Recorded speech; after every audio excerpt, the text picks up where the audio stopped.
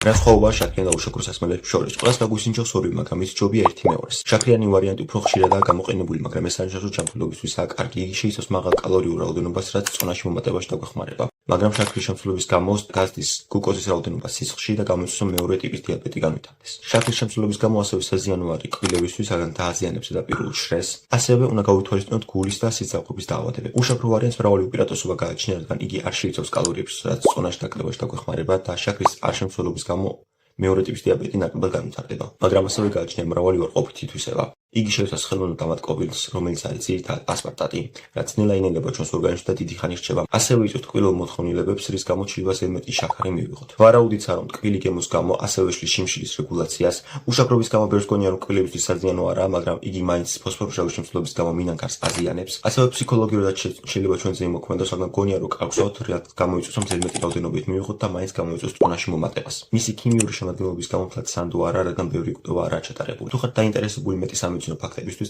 გამოიწერეთ მეტისთვის.